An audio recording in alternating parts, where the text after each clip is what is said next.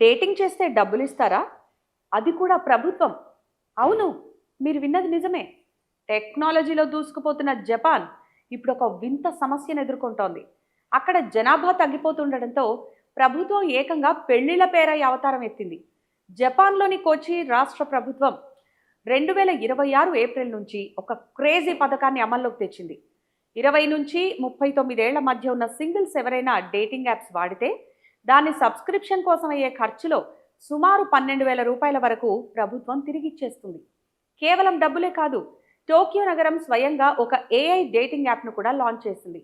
మీ అభిరుచులకు తగ్గ భాగస్వామిని ఈ ఏఐ వెతికి పెడుతుంది. అయితే ఇందులో చేరడం అంత ఈజీ కాదు. మీరు సింగిల్ అని నిరూపించే సర్టిఫికేట్, ఆదాయ పత్రాలు ఇవ్వాలి.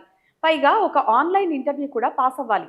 అసలు జపాన్ ఎందుకు ఇలా చేస్తుందంటే అక్కడ పని ఒత్తిడి, పెరిగిన ఖర్చుల వల్ల యువత పెళ్లికి దూరంగా ఉంటున్నారు.